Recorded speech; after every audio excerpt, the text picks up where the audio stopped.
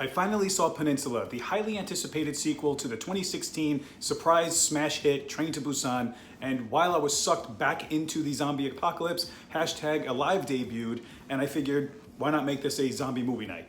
Now, anyone who knows me or has followed my page knows that the zombie apocalypse movie genre is one of my absolute all-time favorite genres to spend time in. So I'm going to cut to the chase and tell you which one of these Korean-made zombie apocalypse movies is more worth your time. I'm going to start off with #Alive, the lesser known of the two. It is dubbed in English, it's playing on Netflix, and it's definitely on a much smaller scale and smaller budget than the competitor Peninsula. But this one, I have to admit, felt spiritually more like it should have been the sequel to Train to Busan because of the story structure and how they went about it. It started off focusing on just one character in isolation, which was oddly very reminiscent of the passage in the Max Brooks book World War Z, where the Japanese gamer who had little to no survival skills was pitted against the end of the world. It was very much like that, but kind of expanded a little bit more towards the middle, where we met a female character who also survived and gave a tremendous performance, by the way. She was the heart of this movie. It's a zombie movie for the new age, showing how they use technology to their advantage and to try to get themselves out of sticky situations. And it was just a joy to watch because it reminded me of it reminded me of Train to Busan being just narrowing in on characters that you wanted to root for.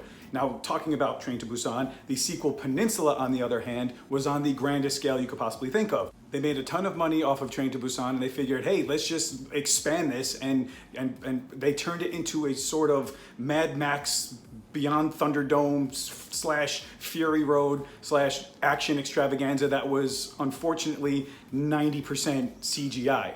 Now, it seems like #Alive understood more of what made Train to Busan popular than what its actual sequel, Peninsula, did. Because Peninsula, I have to admit, was a very fun to watch because I love action movies, I love zombie action movies, but it was so filled with CGI, it looked like the end of Fast and Furious, the reboot, where they're driving through the tunnels in Mexico and everything just looked extremely fake and extremely like a video game. The hordes of zombies getting run over by these cars it was kind of laughable. They're all just a bunch of shadows this time, and it just lost what we really loved about the original Train to Busan.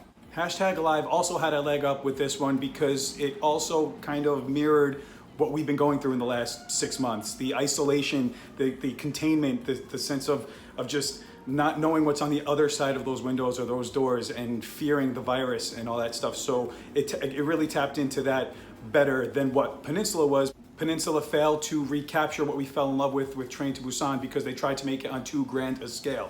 So we've all seen the zombie apocalypse before. We don't need the CGI shoved down our throats. We want more intimate stories. So as much as I like spending time in the post-apocalyptic wasteland, I understand that I'm here to tell you how best spend your time. And if you are trying to pick between the two movies, #Alive is the way to go. It's more creative, it's more inventive, and I just found myself caring a little bit more about what happened to these characters opposed to the other ones.